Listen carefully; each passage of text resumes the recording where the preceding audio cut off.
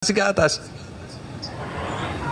Dan ini dijadikan landasan untuk membatalkan duriyahnya Rasulullah, baik itu dari jalur Imam Hasan maupun Imam Husain, baik itu Ba'alawi maupun non Ba'alawi, baik itu Al-Jailani atau apa saja. Bahkan bukan hanya duriyah Rasulullah, suku Quraisy termasuk Bani Tamim, termasuk Bani Syaibah yang megang kunci Ka'bah, itu nasabnya dibatalkan hanya gara-gara tidak sesuai dengan Yahudi Kohen ini. Ini masuk ilmu DNA apa goblok-goblokan?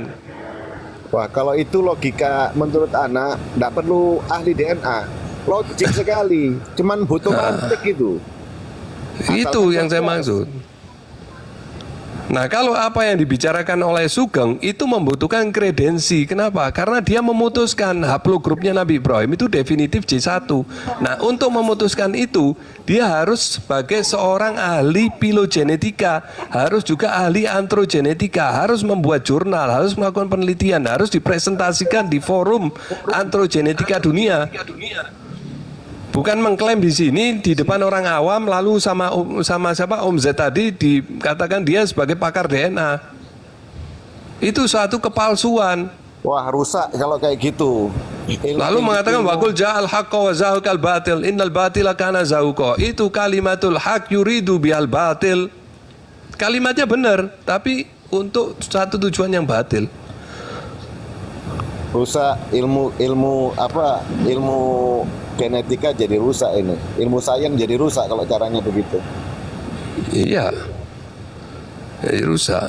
Sebenarnya nggak terlalu susah, Pak. Kita bukan disuruh untuk meneliti sampel DNA seseorang. Kita juga tidak disuruh untuk menghitung laju mutasi. Kita juga tidak disuruh menghitung short tandem repeat. Nggak disuruh menghitung itu semua. Kita cuman kita harus meneliti apakah dalam metadata tentang sampel yang dipakai sebagai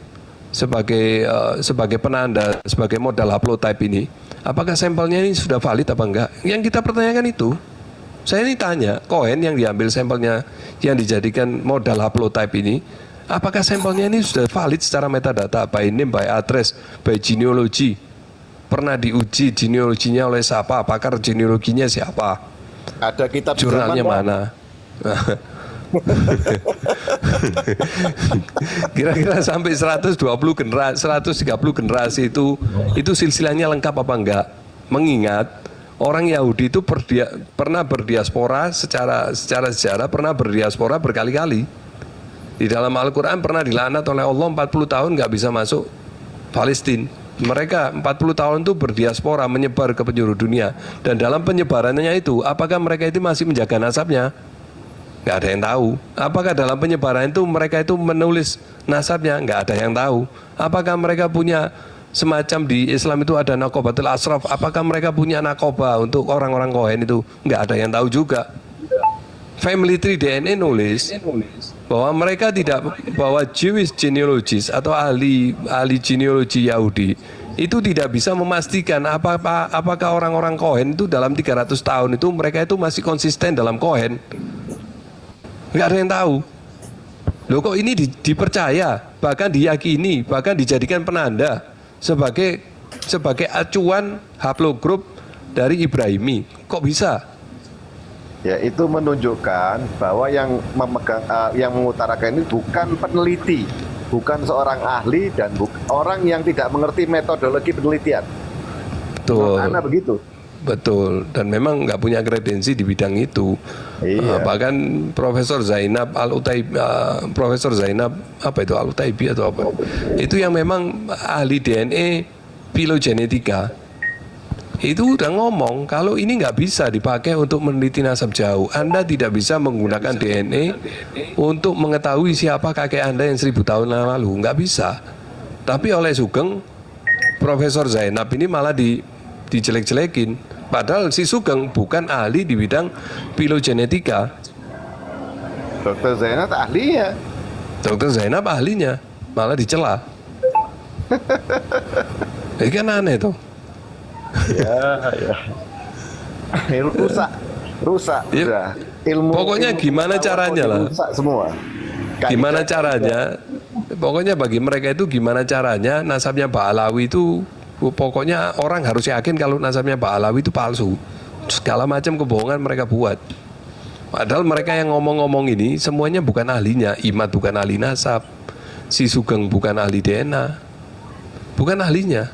Likulli fannin rijalu wa likulli rijal fannu. Wa man takallama bi ghairi fannihi ata bil ajaib. Iki oleh penyakit semua yang datang. Semua yang diomongkan aneh-aneh semua.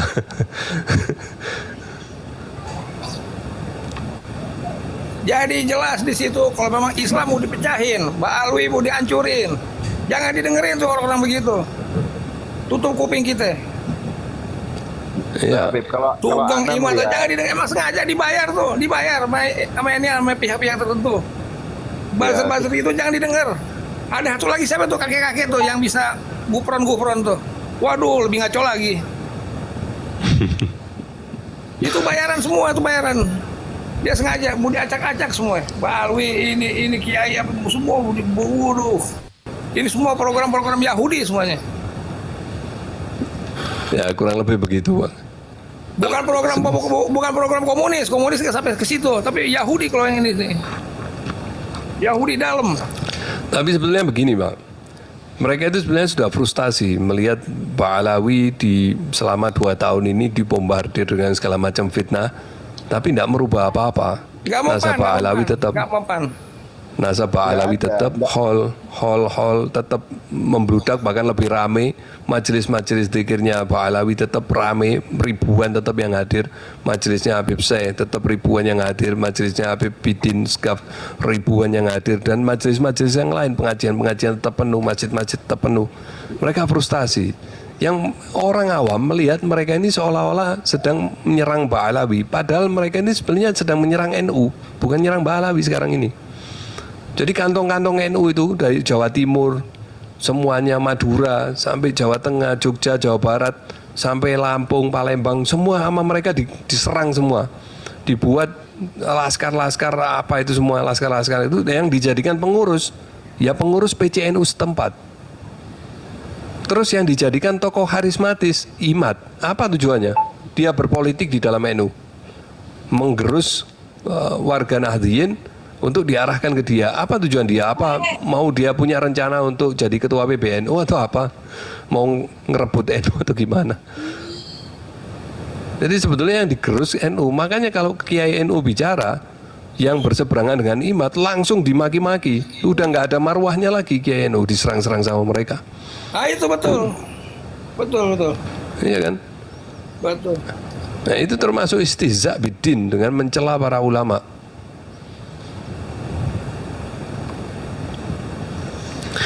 Ya.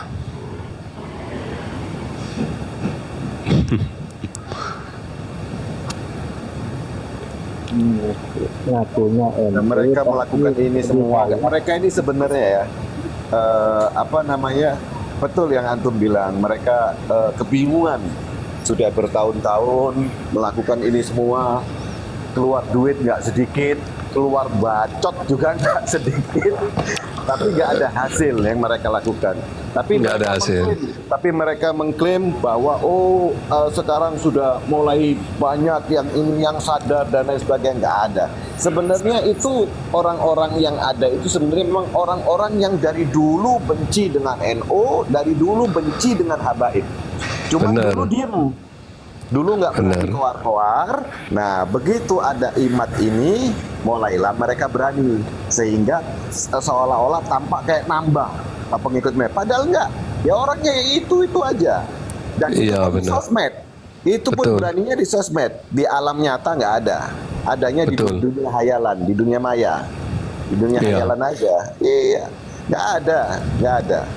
Dan ini semua memang diciptakan untuk supaya terjadi konflik horizontal. Iya. Tuh. Padahal pihak yang menyewa mereka itu tidak menginginkan konflik horizontal, tapi penyusup yang masuk ke di antara mereka ini mau menggiring ke arah konflik horizontal. Kalau terjadi, yang dicakot ya mereka. Jadi penyewanya nanti akan makan mereka juga. Mau nggak mau. Ya karena yang bikin kacau mereka. Iya, karena dia akan mau yang menyewa ini pasti mau bersihkan diri. Iya. Iya kan?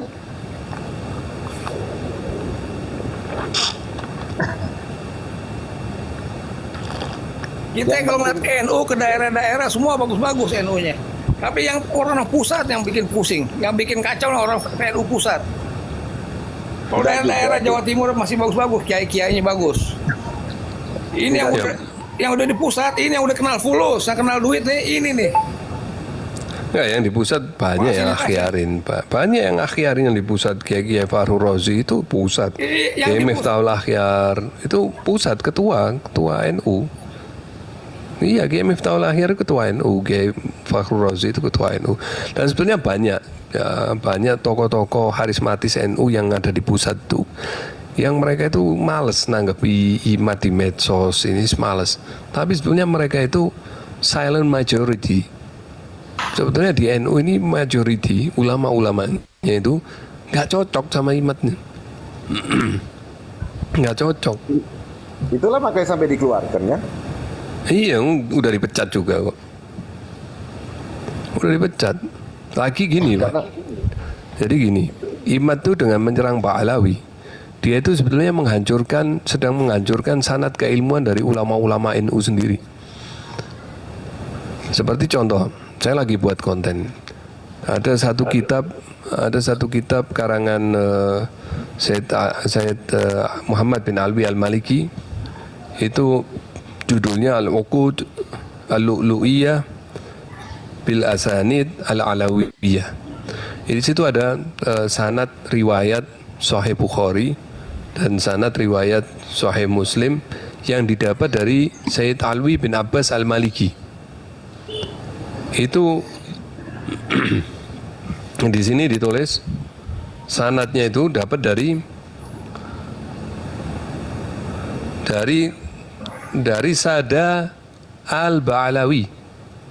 Ditulis min Sadatina Ali Ba'alawi. Al-Ba'alawi. Dari siapa? Dari kibar a'immatihim. Dari imam-imam besar mereka, Sada Ba'alawi. Minhum Al-Habib Umar bin Ahmad bin Smith, Wal-Habib Salim bin Hafid bin Abdullah bin Syekh Abi Bakar bin Salim, Wal-Habib Muhammad bin Hadi As-Sekaf, Wal-Habib Abdullah bin Tahir Al-Haddad wa akhuhu Al-Habib Alwi bin Tahir Al-Haddad Mufti Johor, yang sama Imad dibilang pemalsu, pembohong, yang sama Haji Zazuli juga di roasting dikatakan pembohong juga. Si Ihya Salafi juga memfitnah Said Alwi bin Tahir. Nah, kalau misalnya sanad keilmuan para masyayikh NU ada di antara sanadnya ini seorang pembohong, gimana? Apa nggak rusak sanad keilmuannya? Nah, terus dan wa kulluhum, semua ini para imam muhaddisin ini itu semua sanadnya nyambung mengambil dari Al-Habib Muhammad bin Salim Asri. Nah, Habib Muhammad bin Salim Asri itu sanad Bukhari Muslimnya itu, sanad Bukhari dan sanad Muslimnya itu nyambung sampai ke Habib Ali, ke Syekh Ali bin Abi Bakar As-Sakran, yang katanya nyantol ke nasab ke Imam Ahmad bin Isa, yang difitnah pencantol nasab, pencangkok nasab, yang difitnah pemalsu sejarah, yang difitnah menciptakan sejarah-sejarah palsu. Gimana itu? Yang diketawa-ketawain, dikatakan nasabnya dari mimpi. Masa sanad keilmuan ulama-ulama Nusantara nyampe ke Syekh Ali bin Abi Bakar Sakran? Di mana itu? Dan ini sanad nyambung sampai ke Sayyidina Al-Faqih Al-Muqaddam,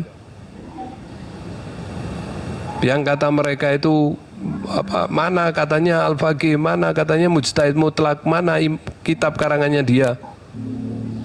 Difitnah itu semua bohong. Mereka tahunya, mereka itu pikirannya cupet. Jadi ulama itu menurut mereka ulama kalau ngarang kitab.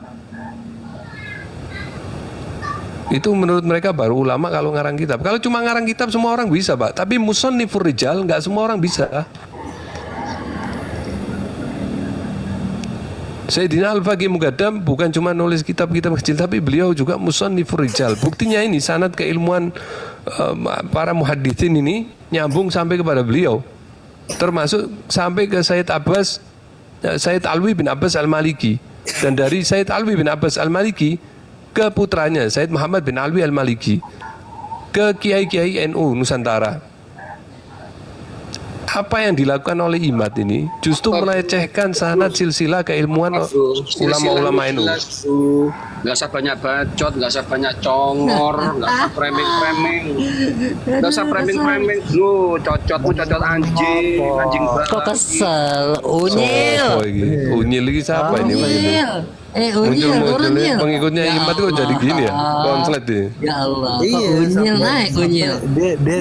Dia typing di bawah Pak Alwi cucu DNA Aidit udah makin gak nyambung ngomong udah makin ngawur.